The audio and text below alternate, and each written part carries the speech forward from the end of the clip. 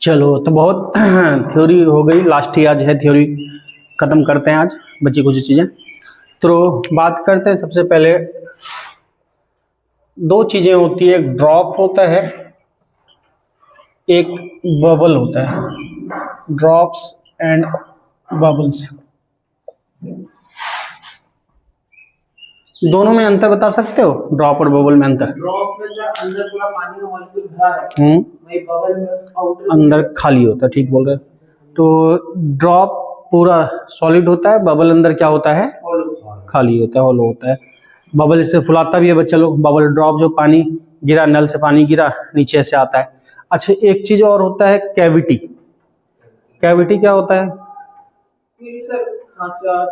Drop, bubble, cavity, इससे related ही। तो drop हो गया, ठीक है। बबल, बबल बस्ट होता है, तो जो वैकेंसी बचता है ना, वही है कैविटी, जहाँ पे उस समय एयर भी ना हो।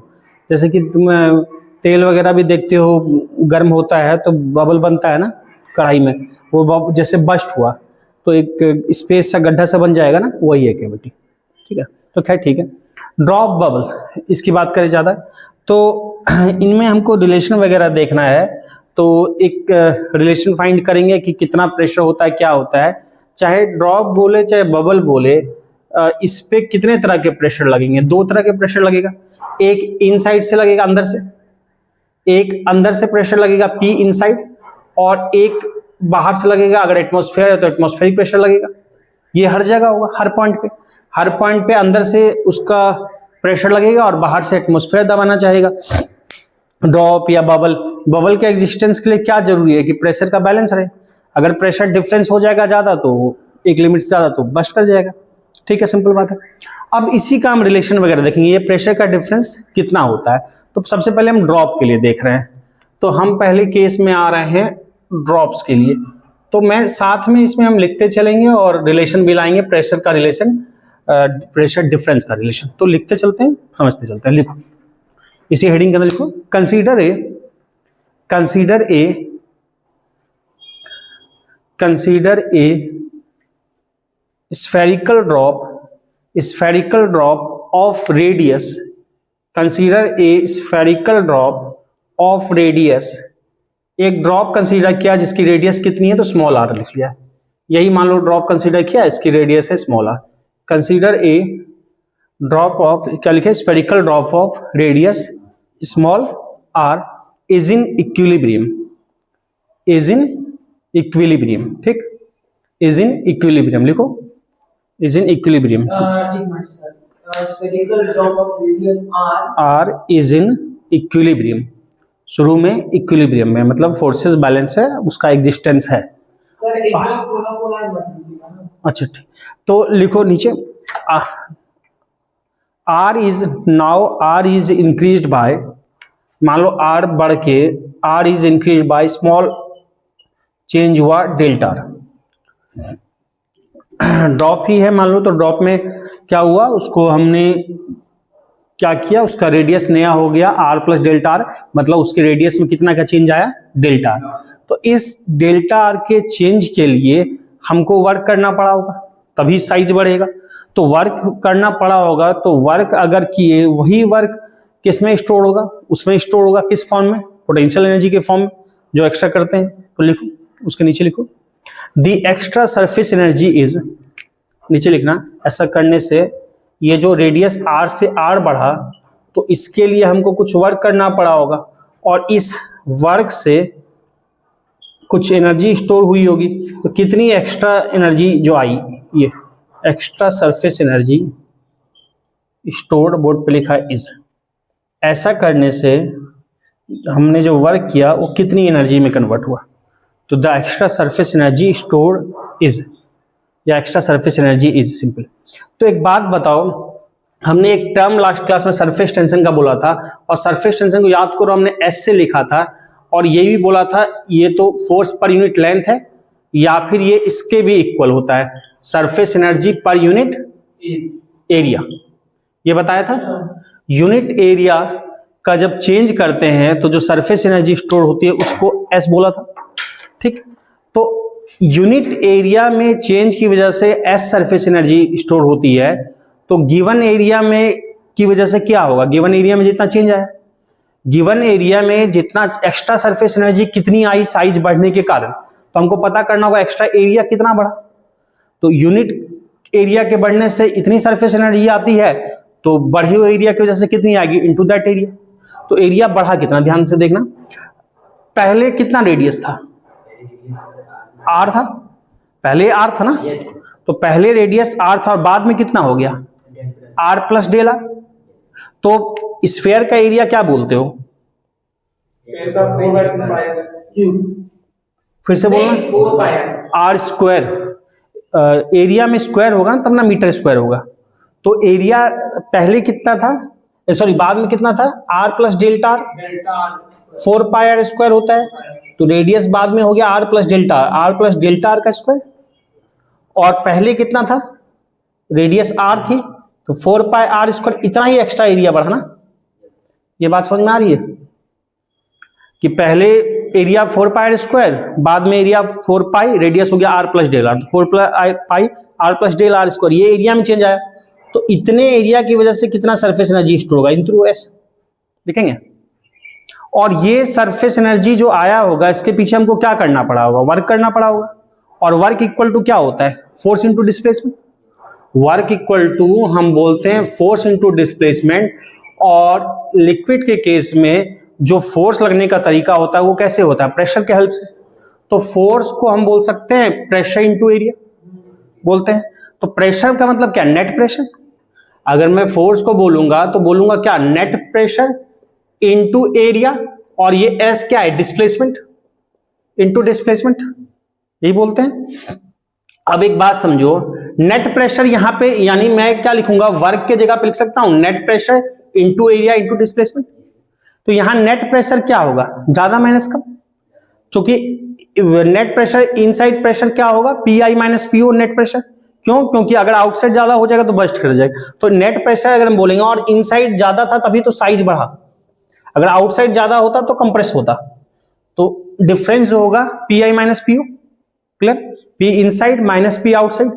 आउटसाइड इनसाइड प्रेशर ही थोड़ा ज्यादा था तो आउटसाइड को ओवरकम करके थोड़ा सा साइज बढ़ा आर से डेल्टा। तो नेट प्रेशर इनटू एरिया, किस एरिया पे ये लगा, 4 पाई आर स्क्वायर पे लगा था, ये लगा था 4 पाई आर स्क्वायर, और इनटू क्या है, डिस्प्लेसमेंट। इसकी वजह से डिस्प्लेसमेंट कितने का हुआ, डेल्टा आर का, डिस्प्लेसमेंट डेल्टा आर का हुआ ना, ठीक है, इतना ही चेंज आया। तो बस इसी को आप सॉल्व करना है।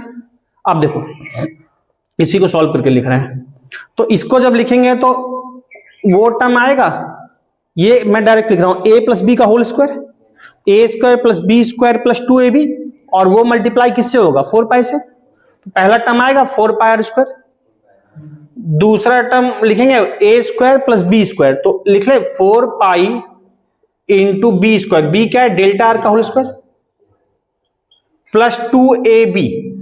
तो 2ab कितना होगा, 2 इंटू 4 पाई मतलब 8 पाई, ए बी यानी आर इंटू डेल आर, ठीक, उसी को सॉल्व करके लिख रहे हैं। और माइनस क्या था, दूसरा टर्म था 4 पाई स्क्वायर, हाँ, इक्वल टू बिल्कुल P I minus PO into 4 pi R square, और इंटू क्या है, डेल आर। पहले बोलो इतना क्लियर है। अब इसमें से जो गया ये काम तमाम 4 पाई स्क्वायर कैंसिल, ठीक। अब एक बात समझो, डेल आर बहुत स्मॉल डिस्प्लेसमेंट के लिए हमने बोला, तो यहां पे डेल आर अगर बहुत स्मॉल है, सिंस डेल आर स्मॉल या वेरी स्मॉल, अगर डेल आर बहुत छोटा है तो उसका स्क्वायर करेंगे तो और छोटा होगा। समथिंग कुछ mm बढ़ा या ऐसा बढ़ा तो mm का मतलब करोगे 10⁻⁻3, उसका स्क्वायर करोगे -6 होगा, क्यूब करोगे -9 होगा। तो अगर ये छोटा है डेल आर स्मॉल डिस्प्लेसमेंट, तो इसका हायर पावर क्या होगा, और छोटा होगा। तो हायर पावर को क्या कर सकते हैं, नेग्लेक्ट, इसलिए higher power can be neglected, higher power can be neglected. क्योंकि बहुत छोटा है तो बाकी टर्म के साथ ऐड करने से कोई फर्क नहीं पड़ेगा। कोई टर्म है मीटर में चल रहा है, उसको में ऐड कर दो 10⁻³ का स्क्वायर 10⁻⁻6, वो बहुत छोटा डिजिट हो जाएगा, 0.0005 टाइम्स, उसके ऐड करने का फर्क नहीं पड़ेगा। तो ऐसे में क्या होगा कि ये और ये तो कैंसिल हो गया, ये तो बहुत स्मॉल है, नेग्लेक्ट हो गया, क्योंकि हायर पावर को नेग्लेक्ट कर दिया, नेग्लेक्टेड, ये नेग्लेक्टेड। बच क्या गया 8 पाई आर डेल आर, तो ये बच गया। नाउ देखो 8 pi R del R equal to बताना P I minus PO, P I minus PO into 4 pi R square del R. ठीक है, इसमें जो कैंसिल हो रहा है कैंसिल करो, डेल आर से डेल आर चला जाएगा, डेल आर से डेल आर, 1 पाई से 1 पाई गया, 1 आर स्क्वायर 1 आ जाएगा, और 4 और 2 हो जाएगा। तो मुझे प्रेशर का डिफरेंस निकालना है, नेट प्रेशर। तो यहां से अगर एडजस्ट करेंगे तो P I minus PO pressure difference equal to 2 उधर है, और एस भी था ना कहीं पे, एस कैसे मिस हो गया, इंटू एस। अच्छा इंटू एस तो सब में था ना, तो वही होल में कर दीजिए ना। हाँ पूरे में था ना एस, तो फिर कैंसिल करने में ध्यान रखना होगा, इंटू एस था ना, इस पूरे के लिए एस था। एक मिनट, यहाँ भी एस था ना, तो ये इस टर्म में भी एस था, यहाँ भी एस था, यहाँ पे एस था ना, यहाँ था, तो ये क्या हो जाएगा 2s हो जाएगा, एस बच जाएगा, और इधर से क्या आ जाएगा आर आ जाएगा। तो P I minus PO equal to कितना हो जाएगा 2s बाई आर। तो यही फॉर्मूला होता है ड्रॉप के लिए प्रेशर डिफरेंस का।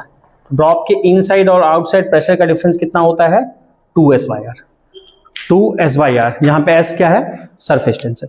ये कैसे आया भी इंपॉर्टेंट है, साथ में फॉर्मूला तो याद रखना ही है कि 2s बाई आर आपका जेईई मेन में भी इस चीज को यूज करते हुए क्वेश्चन आया हुआ है, इस फंडे को यूज करते हुए कि डेरिवेशन कैसे हुआ, ये स्टेप, खास करके ये वाला स्टेप, इसका एप्लीकेशन अप्लाई करना पड़ा है क्वेश्चन के लिए, इसलिए डेरिवेशन भी जानना चाहिए, रिजल्ट तो जानना ही चाहिए साथ में ये भी, ठीक है ना, नोट कर लो।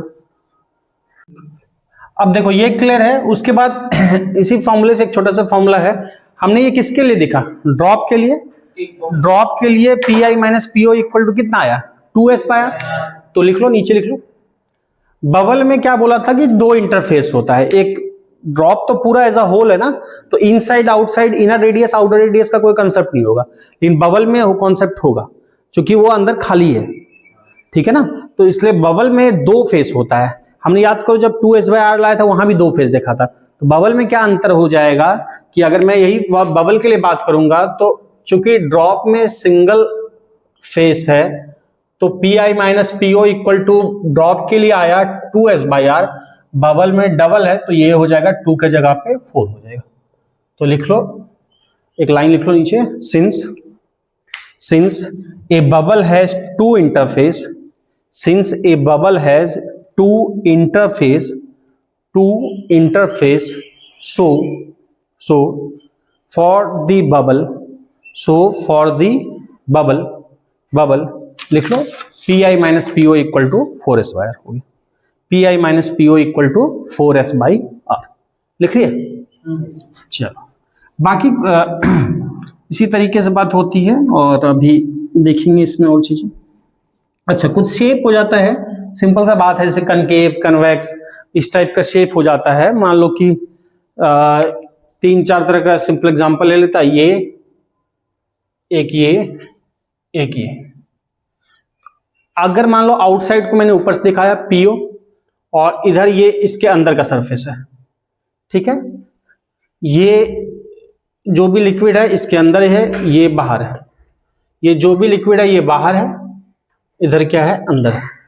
तो ये तीनों शेप बनेगा कब, ये वाला होगा जब लिक्विड इंटरफेस के बाहर अंदर का प्रेशर क्या होगा सेम होगा, P I equal to PO, तो क्या होगा फ्लैट होगा। इसमें किधर धस गया है, इसमें कौन ज्यादा होना चाहिए, पी आई ज्यादा होगा कि पीओ ज्यादा होगा, देख के बताओ, इसमें कौन ज्यादा होगा इस तरह के शेप के कारण, और इस तरह का शेप ध्यान से सोच के बताओ किधर कौन कंप्रेस कर रहा है, कन्वेक्स कब होगा और कनकेव कब होगा। सर ऊपर की ओर उठा है तो मुझे आप ऊपर वाला डबल खींच रहा है ऐसे लिख लो, देखो जनरली इन्हें लिक्विड गैस, ऊपर एटमॉस्फेयर है तो गैस है और नीचे मान लो लिक्विड है, ठीक है, वाटर है।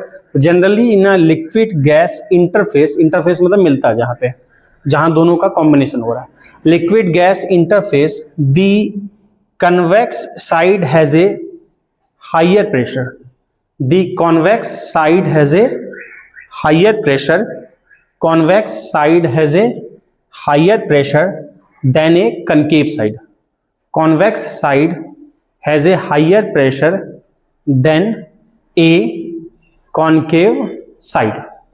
तो कॉन्वेक्स साइड का प्रेशर क्या होगा, ज्यादा होगा।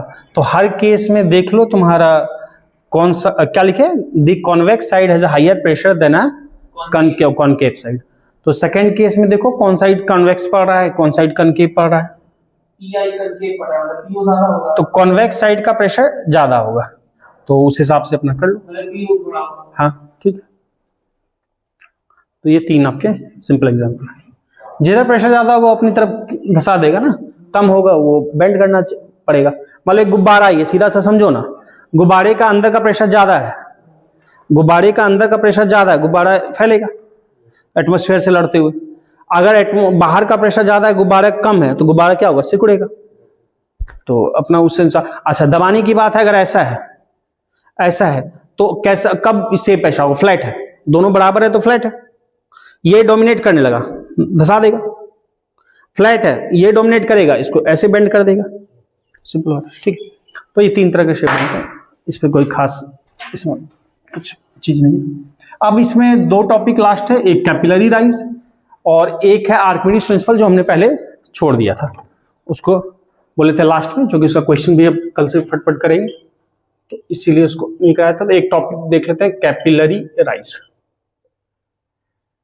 कैपिलरी राइज, इसको कैपिलरी एक्शन भी बोलते हैं।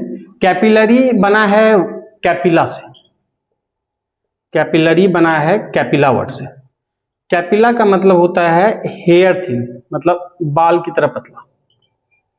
कैपिला का मतलब होता है हेयर थिन, कैपिला का मतलब होता है हेयर थिन, मतलब बाल की तरह पतला। इसका कहने का मतलब क्या है कि किसी में राइज, जितना पतला ट्यूब या पाइप होगा, लिक्विड का राइज क्या होगा, उतना ज्यादा हाइट तक होगा।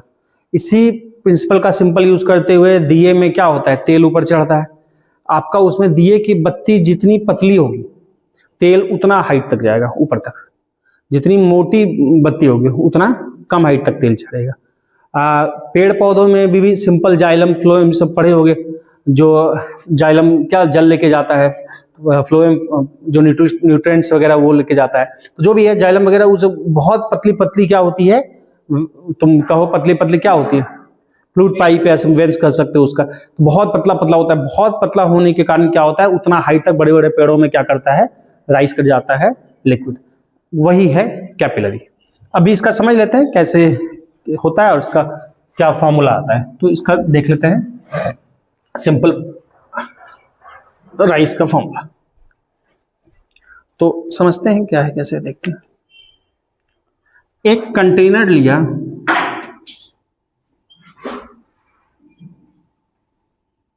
एक कंटेनर लिया, एक बर्तन, उसमें एक ट्यूब को डुबाया।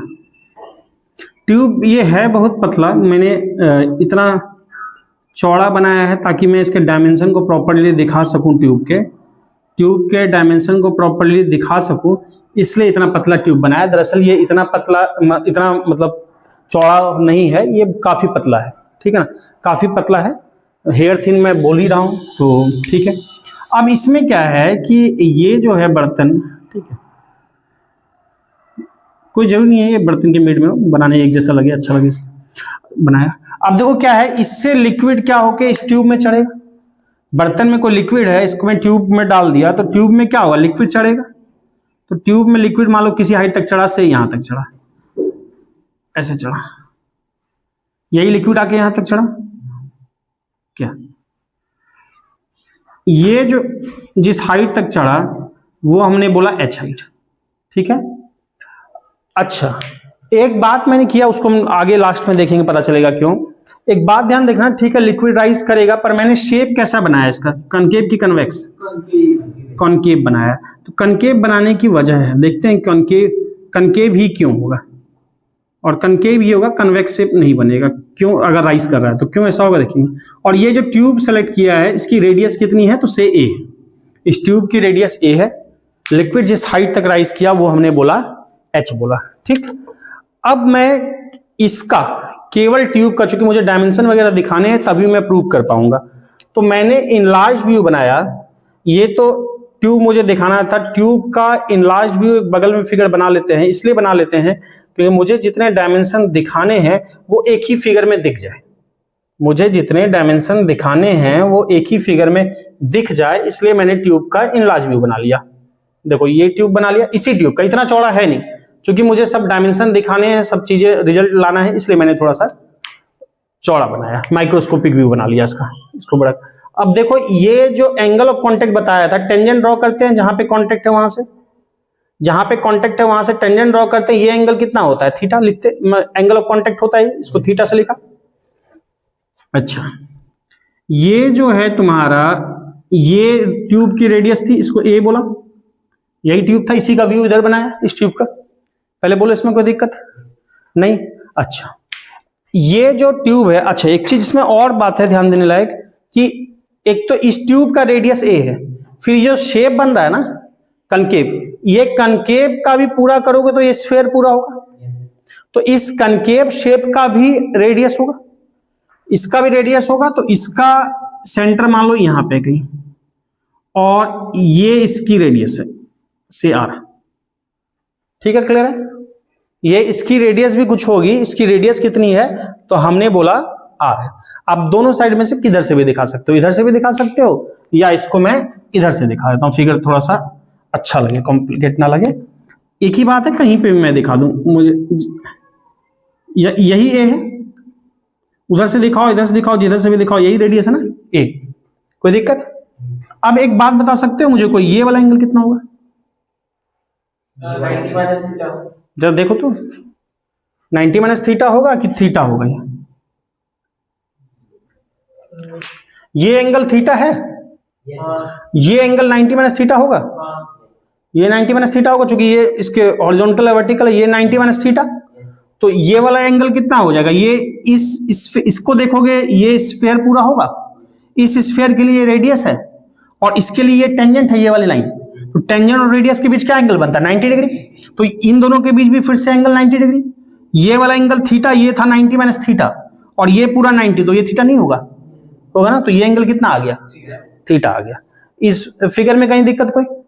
एक काम करते हैं, साथ में लिखते चलते हैं, ठीक है, या फिर नोट करना है, फिगर बनाना है, तो 2 मिनट में जल्दी से बनाओ, फिर साथ में करते चल जाएंगे, ठीक है। अब देखो वर्टिकल कैपिलरी है ये, ठीक है, कैपिलरी है, रेडियस ए है, डूबा हुआ है, वो सब कथा कहानी लिखाने का कोई मतलब नहीं बनता, तो कोई दिक्कत नहीं है, नहीं लिखाता हूं, ठीक है। अब हम सीधा आते हैं काम की चीजों पे, इस पे आते हैं। अब देखो हमने क्या किया कि 2 पॉइंट कहीं भी इधर इधर जहां इच्छा हुआ, मान लो एक यहां ले लिया ए, और इसी हाइट पे ट्यूब के अंदर एक पॉइंट ले लिया बी, ठीक है, दोनों सेम हाइट पे 2 पॉइंट ले लिया।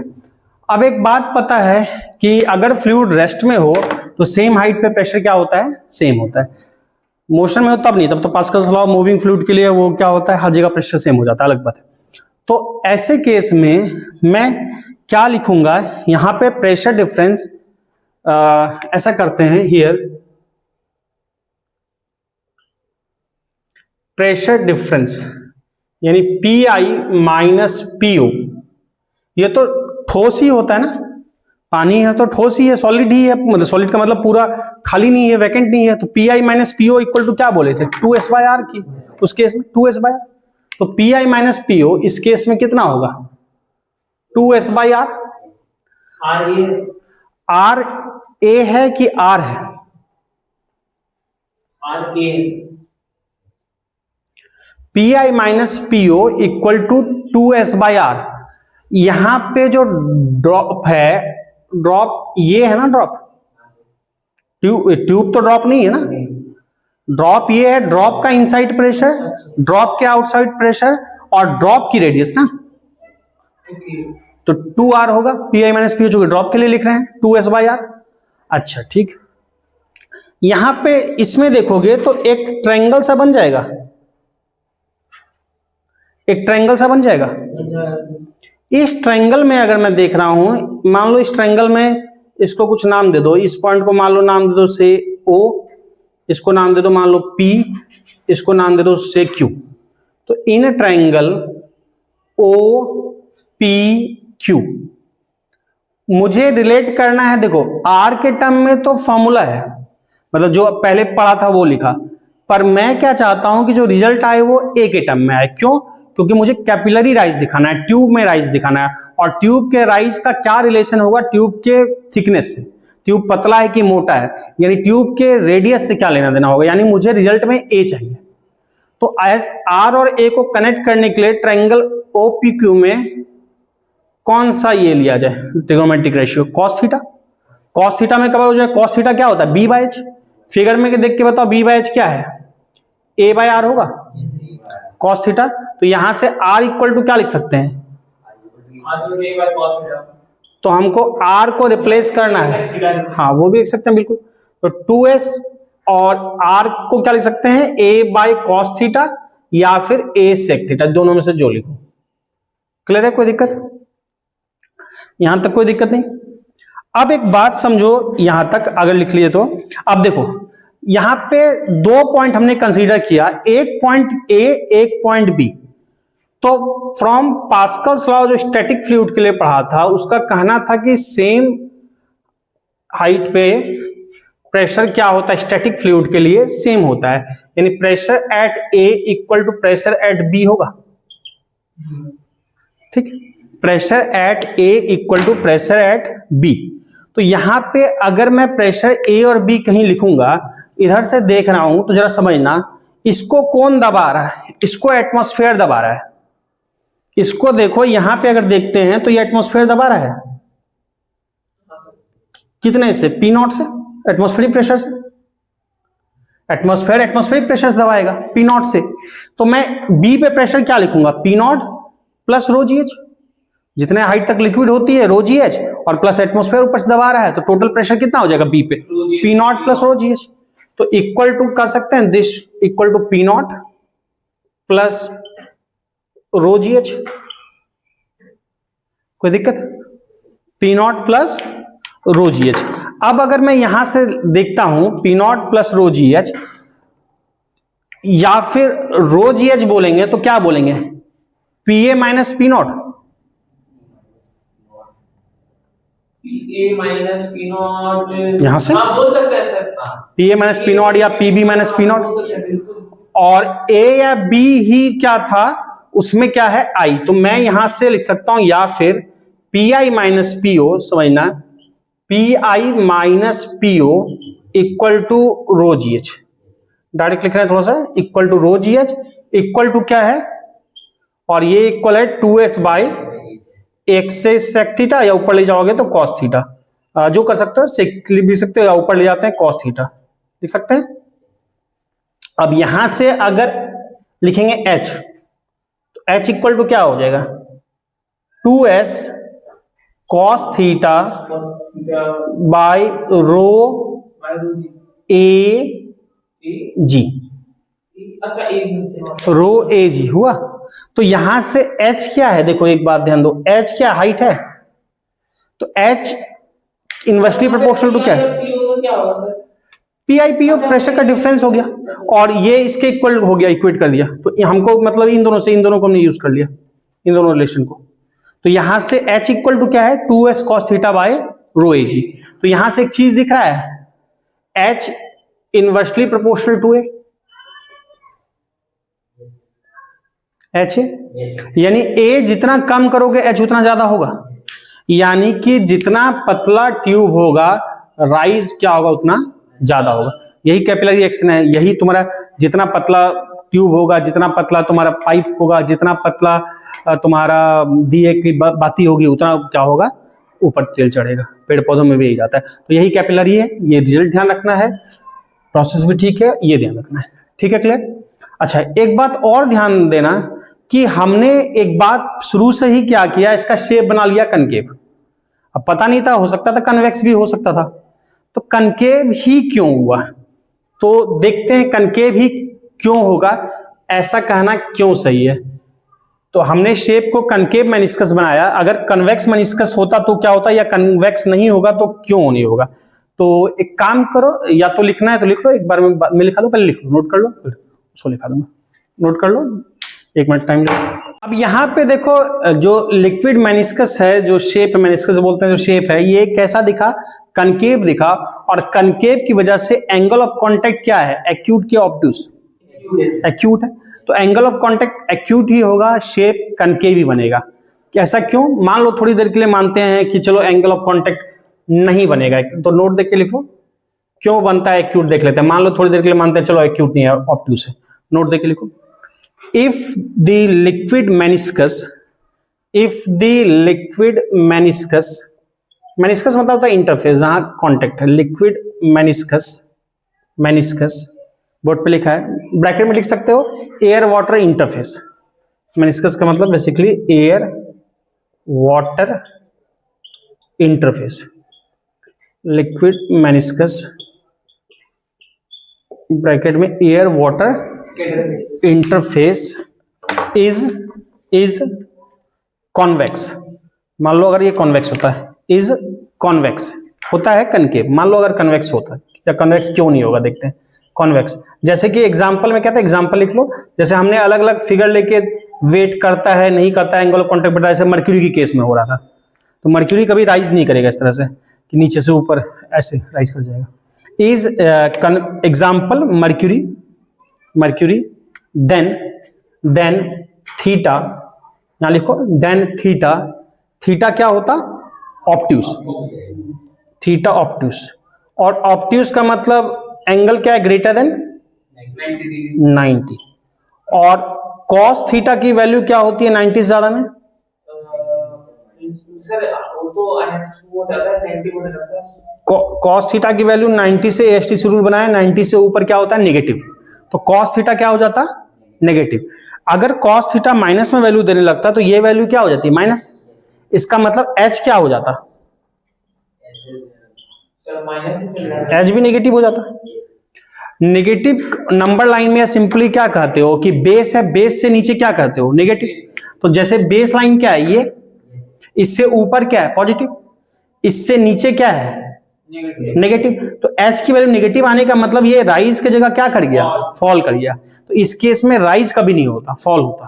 इसलिए कैपिलरी राइज जब भी होगा तो एंगल को बनना पड़ेगा क्या, एक्यूट, लेस देन 90, तभी कॉस थीटा पॉजिटिव होगा, और शेप क्या बनेगा, मेनिस्कस कैसा बनेगा, कनकेव जैसा बना, इसलिए कन्वेक्स नहीं बनता।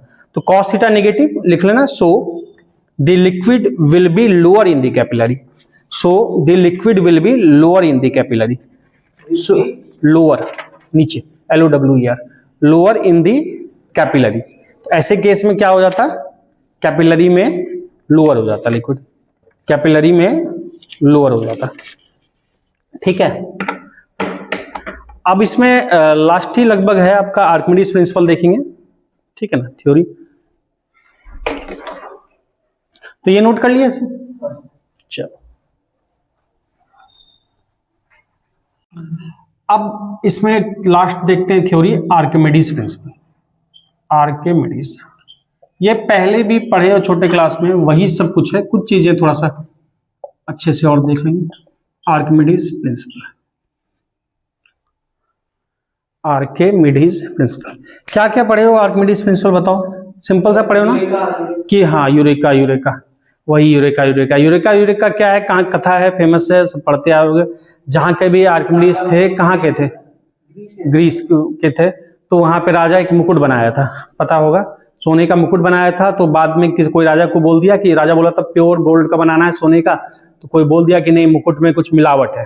तो राजा इसके लिए राज्य में घोषणा कर दिया कि अगर इस मिलावट को कोई पकड़ सकेगा, बता सकेगा, तो उसको इनाम दिया जाएगा बहुत। तो पूरे राज्य में लोग लगे रहे, उसमें आर्किमिडीज इस चीज पे लगा रहा।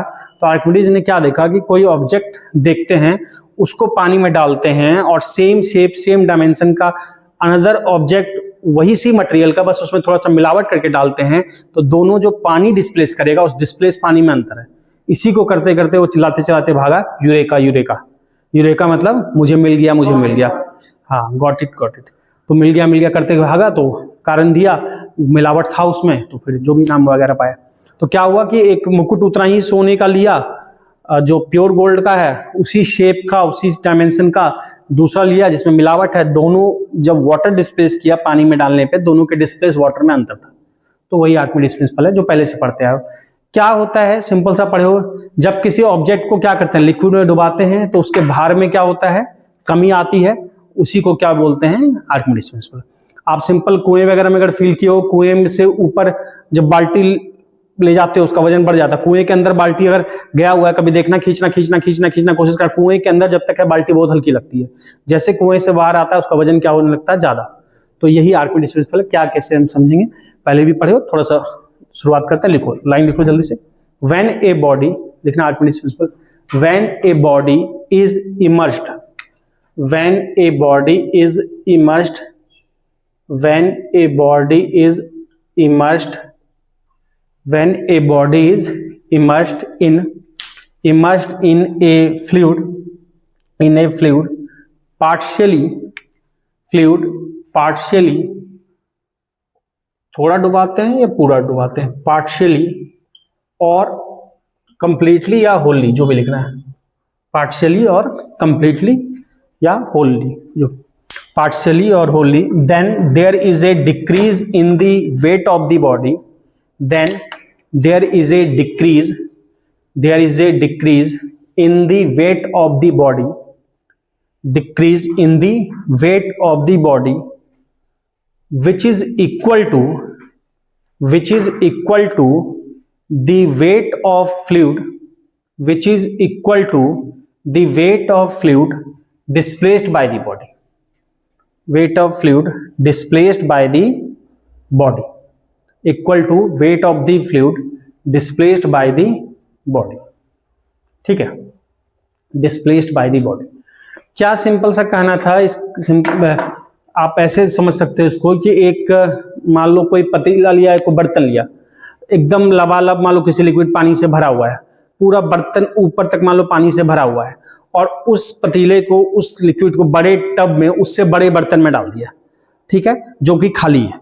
बड़ा बर्तन खाली है और छोटे इसमें तुम्हारा कठौत है, कोई भी बर्तन है, पतीला है, उसमें पूरा पानी ऊपर तक भर के उसको बड़ी पतीले में डाल दिया, या बड़े क्या बोलते हैं, किसी इसमें डाल दिया, टब में डाल दिया, हाँ टब में डाल दिया, और उसमें कोई ऑब्जेक्ट डुबाया। तो क्या हुआ कि जैसे ऑब्जेक्ट डुबाया उससे पानी निकल गया, वो पानी किस में जाएगा, बड़े वाले बर्तन में जाएगा। बड़े वाले बर्तन में जो पानी गया, उस पानी का वेट मेजर कर लिया, वो वेट जितना भी होगा, मान लो से वो वेट है 5, तो वो वेट उतना ही होगा जितना बॉडी के वेट में पानी के अंदर कमी आई है, उस बॉडी के वेट में भी पानी के अंदर 5 की ही कमी आई होगी। तो यही कहना है सिंपल, उस बॉडी का वेट भी जितना भी रहा होगा, मान लो से 20 रहा होगा, तो पानी के अंदर 15 फील होगा। जितना बॉडी के वेट में कमी आई है उतना ही लिक्विड डिस्प्लेस होता है, ये कहना है सिंपल। ठीक, अब इसमें कुछ बातें करेंगे, क्यों ऐसा होता है, क्या ऐसा होता है, देखेंगे। अब एक बात बहुत बचपन से पढ़ते आ रहे हो कि ये सब चीजें, कि एक जहाज पानी पे तैरता रहता है, सुई डूब जाती है, क्यों ऐसा होता है, या कुछ भी मान लो एक हमने ऑब्जेक्ट लिया और उसी शेप, उसी डायमेंशन का, दोनों का थोड़ा छोटा बड़ा दिख जाए अलग बात है, पर दोनों एक जैसा लिया, एक किसी भी शेप का ले सकते हो, एक जैसा शेप, एक जैसा साइज का 2 ऑब्जेक्ट लिया, एक हमने उतना ही जगह ले रहा है, ये मान लो वुडन है, वुड लकड़ी का है, और ये हमने आयरन का है। ठीक, सेम जगह छेक रहा है, दोनों में से वजन क्या दोनों का सेम होगा? नहीं, कभी ऐसा ख्याल नहीं है? बालक बोलो जल्दी से, 5 किलो लोहा भारी कि 5 किलो रुई? पढ़ना, 5 किलो लोहा भारी कि 5 किलो रुई? सर इसमें ऐसे तो बोलने के लिए बोल देता है सेम है, लेकिन हम लोग से एयर डिस्प्लेसमेंट को भी ध्यान रखना पड़ेगा। 5 किलो लोहा भारी कि 5 किलो रुई? ऐसे वेट तो दोनों का एमजी तो सेम है, दोनों का एमजी तो सेम है, क्योंकि सर रुई का वेट जो होगा ना, मतलब रुई भारी हो गया, यही करना है ना? नहीं सर, उसमें नहीं, कौन भारी, सीधा सा सवाल है, क्या होगा नहीं होगा, बोल दोनों सेम, दोनों 5 ही है ना। ठीक है, रुई ज्यादा अच्छा रहेगा। ठीक है, अगर वेट तुम बोल रहे हो एयर का इसका प्रेजेंस, तो जो मशीन दिया है उसको सब देख के ही 5 लिखा ना वो। तो ऐसा हो रहा है कि 2 किलो का बटखरा चढ़ाया, 2 किलो का आलू चढ़ाया, आलू कम है बटखरा ज्यादा है, ये 2 किलो बराबर ही है ना। जो अगर एटमॉस्फेयर थोड़ा बहुत रोल पड़ भी रहा है तो उसको कैलकुलेट ऑलरेडी मशीन कर लिया, करके 5-5 बोल रहे हैं। तो जो भी है खैर ठीक है, वो अलग बात है। तो देखो अब वुड है और आयरन है, ठीक है ना। अगर दोनों का शेप सेम है तो उतने ही शेप में इसका मास वेट लगेगा किधर, इधर एम डब्ल्यू, मान लो M would into G weight लगेगा, और इसका एम आयरन, आयरन मान लो लिख लिया am Iron, M I into जी ये लगेगा। तो दोनों में से ज्यादा कौन है? दो सेम ही है। बहुत सुंदर। मतलब सर अगर दोनों जो दिख रहा है फिगर में सेम शेप सेम डायमेंशन का दो ऑब्जेक्ट है, एक लोहा ज्यादा होगा भारी, और जब लिक्विड में डुबाते हैं तो ऑब्जेक्ट पे एक ऊपर की तरफ फोर्स लगता है जिसको बाइंसी फोर्स कहते हैं, या फ्लूइड में जाता है। तो बॉइंट फोर्स काम है फ्लूइड का। अगर दोनों में सेम फ्लूइड यूज किया है और शेप डायमेंशन सेम है तो एफ जो बाइंड फोर्स है वो दोनों में सेम ही लगेगा, क्योंकि ये प्रॉपर्टी ऑब्जेक्ट की नहीं है, ये प्रॉपर्टी है लिक्विड की। और लिक्विड जितना या फ्लूइड की जितना पार्ट कांटेक्ट में होगा उतने पे बॉइंट लगाएगा। तो चूंकि डायमेंशन सेम होने के कारण, शेप सिमिलर होने के कारण क्या होगा, दोनों पे बराबर ही लगाएगा। तो एफ भी दोनों में सेम होगा, लेकिन इन दोनों में से किसका ज्यादा एमजी है, वेट ज्यादा है, इसका आयरन का ज्यादा है। तो इस केस में जो इसका वेट है, वेट एम इंटू जी, तो weight of iron greater than क्या हो जाएगा, बॉयंसी फोर्स। और इस केस में weight of would less than हो जाएगा बॉयंसी फोर्स। तो यानी इसमें नीचे लगने वाला फोर्स क्या ज्यादा है, तो ज्यादा है तो ये क्या होगा, डूब जाएगा, क्योंकि वेट ज्यादा है, वेट नीचे ले आएगा। सर डब्ल्यू बी यानी वेट, अच्छा बाइंसी जैसा हो गया है, डब्ल्यू वेट, ऐसा कर लो ना, वेट वुड, डब्ल्यू वुड, समझने के लिए। और ये क्या करेगा, इसमें बॉयंसी फोर्स ज्यादा है, इसमें बॉयंसी फोर्स क्या है, ज्यादा है, ऊपर लगने वाला फोर्स ज्यादा है, तो डूबने नहीं देना चाहेगा जल्दी, तो ये क्या करेगा, फ्लोट करेगा। अब सेम ही शेप या सेम ही डायमेंशन के बावजूद, सेम शेप या सेम डायमेंशन के बावजूद एक का वजन ज्यादा हो गया, एक का कम हो गया, मास में अंतर आया। क्यों आया, क्योंकि डेंसिटी अलग है, डेंसिटी है। डेंसिटी दोनों में से किसका ज्यादा होगा, आयरन का। डेंसिटी का मतलब क्या होता है, उसका कंटेंट कितना है, डेंसिटी आयरन, चूंकि डेंसिटी वुड से क्या है, ज्यादा है। तो density iron density would say ज्यादा है, मतलब डेंसिटी मतलब उसके मॉलिक्यूल क्या है, ज्यादा क्लोज है कंपेयर टू इसकी वुड के, यानी उसके मॉलिक्यूल या उसके तुम्हारा एटम ज्यादा ठूस ठूस के भरे हैं, उतने स्पेस में ज्यादा भरे हैं, इस वजह से इसका क्या हो गया, मास ज्यादा हो गया। तो किसी के डूबने या नहीं डूबने का है कि जो भी लिक्विड या फ्लूइड है, डेंसिटी ऑफ लिक्विड या फ्लूइड अगर डेंसिटी ऑफ ऑब्जेक्ट से ज्यादा होगा, अगर फ्लूइड की डेंसिटी ऑब्जेक्ट की डेंसिटी से क्या होगी, ज्यादा होगी, तो वो डूबेगा कि नहीं डूबेगा, वो नहीं डूबेगा, फ्लोट करेगा। अगर फ्लूइड की डेंसिटी ज्यादा है कंपेयर टू ऑब्जेक्ट की डेंसिटी, यानी ऑब्जेक्ट हल्का है, ऑब्जेक्ट हल्का है तो हल्का का मतलब डेंसिटी से स्पेस भी कितना ले रहा है। इसीलिए क्या होता है कि कोई चीज तैरने लगता है, जब हम ट्यूब, आदमी नॉर्मल आदमी का वजन होता है, वही आदमी अगर ट्यूब पहन लेता है, ट्यूब से क्या होगा, उसका स्पेस बढ़ गया, वॉल्यूम, और ट्यूब जितनी जगह लिया उसमें उसका क्या है, उसका मास बहुत कम है। ट्यूब का हल्के इससे एयर भरे हुए ट्यूब का मास बहुत कम है और स्पेस भी बढ़ा दिया, तो उसका क्या हो गया, आदमी की डेंसिटी पानी से क्या हो गई, कम हो गई, तो वही आदमी क्या हुआ, नहीं डूबा, तैरा। या नाव वगैरह या ये क्या होता है, उसका डायमेंशन बड़ा किया जाता है, डायमेंशन बड़ा किया तो उसी वेट को डिस्ट्रीब्यूट किया जाता है। हाँ, सिंपल केले वगैरह का जो ये होता है तना वगैरह, उसको काट काट के भी नाव बना देते हैं, क्यों, केला बहुत हल्का होता है, तना काटा काटा काटा उसका स्पेस बढ़ा दिया गया। हाँ, तो उसका बांस का भी तो उसका क्या होता है, तुम्हारा ये बढ़ जाता है, इस जगह बढ़ जाता है, तो density mass per unit volume बढ़ा दिया तो डेंसिटी क्या हो गई, घट गई, तो डेंसिटी लिक्विड से घट गई तो तैरता रहता है आदमी। ठीक है, इसीलिए तुम सुने हो कि कौन सा सी में लोग नहीं डूबता है, रेड सी, सॉल्ट बहुत ज्यादा है, सॉल्ट ज्यादा होने से उतने पानी में सॉल्ट घुल गया तो पानी की डेंसिटी बहुत ज्यादा हो गई, लिक्विड की डेंसिटी इतनी ज्यादा हो जाती है फ्लूइड की कि जो तैरने वाला आदमी उसकी डेंसिटी क्या हो जाती है, उससे कम हो जाती है ऑटोमेटिकली, तो वो नहीं डूबता है। डूबने नहीं डूबने की ये कहानी है, ठीक है। तो एक चीज हमने बॉयंसी फोर्स बोला या बॉयंट फोर्स बोला, देखो इसका कॉन्सेप्ट, एक हमने बॉयंट फोर्स बोला, बॉयंट फोर्स, एक बॉयंट फोर्स होता है और एक हमने बोला वेट। दो चीज लग रहा है ना यहाँ पे, वेट नीचे लग रहा है, बॉयंट फोर्स ऊपर लग रहा है। अगर फोर्स लग रहा होगा, ये सब पॉइंट फोर्स है, तो किसी ना किसी जगह पे लग रहा होगा। वेट किस जगह पे बोलते हैं हम, लगता है वेट सेंटर ऑफ मास पे लगता है, वेट सेंटर ऑफ मास पे लगता है। बॉयंट फोर्स कहां लगता है, ये सेंटर ऑफ बॉयंसी पे लगता है, दोनों में फर्क है। वेट लगता है किस पे, सेंटर ऑफ मास पे, और बॉयंट फोर्स क्या कहां लगता है, सेंटर ऑफ बॉयंसी पे। सेंटर ऑफ बॉयंसी क्या है, सेंटर ऑफ बॉयंसी है कि जितना पार्ट डूबा है उसका जो सेंटर है, that is centre of buoyancy. जितना पार्ट डूबा है उसका जो सेंटर है वो क्या है, सेंटर ऑफ बॉयंसी। मतलब क्या है कि समझो कि मान लो कोई ऑब्जेक्ट है, चाहे जैसा भी शेप हो, अगर समझो ये लिक्विड है, समझा, इसमें ये कंप्लीटली डूब गया, कंप्लीटली डूब गया, तो इसका जो सेंटर ऑफ मास होगा वो बीचों बीच होगा, तो इसका वेट कहां लगेगा, इसी पॉइंट पे नीचे लगेगा, W।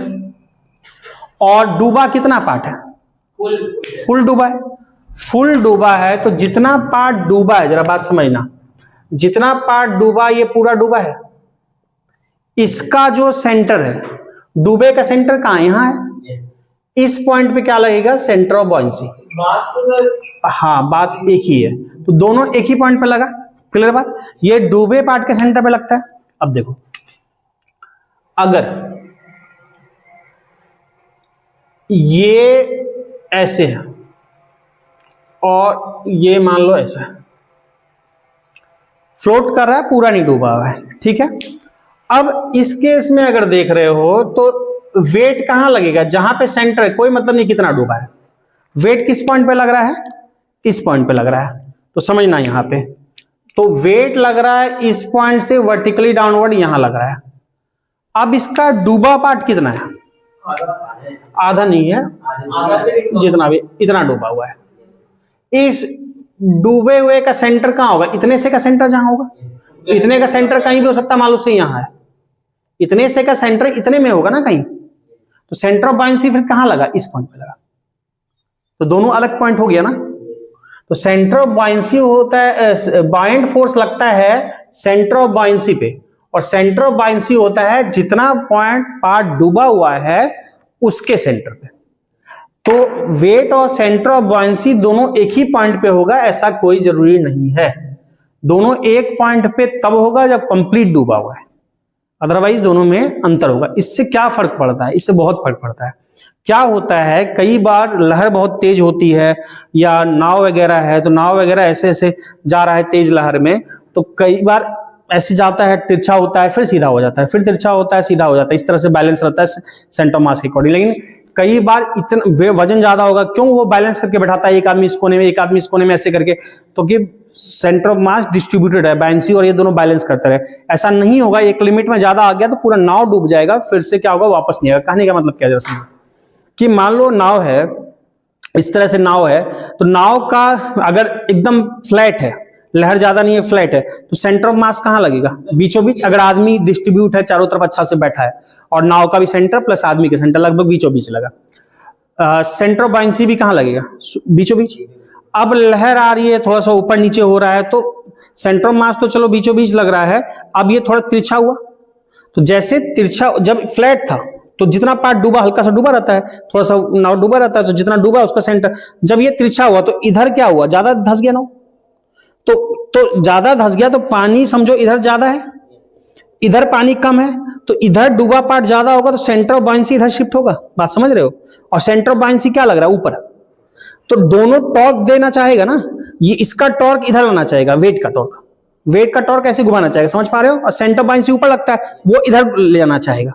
तो सेंटर ऑफ बायंसी इधर ले जाना चाह रहा है, वेट इधर, अगर वेट बैलेंस करेगा तो फिर से ये ऐसे वापस आ जाएगा। लेकिन एक केस में इतना हो जाए कि बहुत ज्यादा टिल्ट हो जाए, बहुत ज्यादा टिल्ट हो जाए तो सेंटर ऑफ बायंसी एकदम इधर आ गया, तो ये एकदम इधर शिफ्ट हो गया, टॉर्क बढ़ गया। जितना डिस्टेंस बढ़ेगा सेंटर ऑफ मास से, torque force turning in force into perpendicular distance, तो टॉर्क बढ़ गया, तो टॉर्क बढ़ गया। अब ये ज्यादा टर्निंग कराना चाह रहा है, बायंसी फोर्स ज्यादा टर्निंग और कराना चाह रहा है, और वेट उसको नहीं संभाल पाएगा, तो नाव पलट गया। तो इसलिए इंपॉर्टेंट है, बात समझ रहे हो, सेंटर ऑफ मास है इसका, क्योंकि जितना तिरछा होगा, कोई चीज फ्लैट है, ये नाव रफली बना रहा हूं, मान लो अभी फ्लैट है, इस तरह से है, पानी में इतना पार्ट डूबा हुआ है, पानी में इतना डूबा हुआ है, तो मान लो ठीक है, ऊपर नीचे जहां लगे, वेट यहां लग रहा है, बॉयंसी भी यहां कहीं लग रहा है, तो दोनों मान लो ऊपर नीचे भी लगे, पर दोनों का लाइन ऑफ एक्शन एक ही है, एक ही लाइन पे लग रहा है कि इतना पार्ट मान लो डूबा है, तो इतना का सेंटर जहां है, मान लो इतना का सेंटर यहां आया, ये डूबे पार्ट का सेंटर यहां है, तो इस पॉइंट पे लगने लगा FB, सेंटर ऑफ बायंसी, और वेट बीचों बीच वेट यहां लगा, तो लाइन ऑफ एक्शन एक ही है, बैलेंस रहेगा। अब थोड़ा सा तिरछा हो गया, लहर हुई थोड़ा, या वजन डिस्ट्रीब्यूट, इसलिए लोग को इधर से उधर जाने नहीं बोलता है नाव में, कि अपने अकॉर्डिंग जैसे बैठाता है, मान लो वजनदार आदमी एक तरफ बैठ गया, या फिर चलती नाव में इधर से उधर छलांग मार रहा है, कूद रहा है, फांग रहा है, तो नाव एक तरफ झुक जाएगा। अब एक तरफ यही नाव झुक गया, मान लो ऐसे झुक गया थोड़ा सा, यही सेम नाव ऐसे तिरछा हो गया। अब ऐसे तिरछा होने से क्या होगा कि पानी का जो कांटेक्ट है, पानी ऐसे है, अब पानी क्या होगा, इधर पानी ज्यादा आ गया, वेट तो उसी पॉइंट पे मान लो यहां लग रहा है, वेट ऐसे लग रहा है W, ठीक।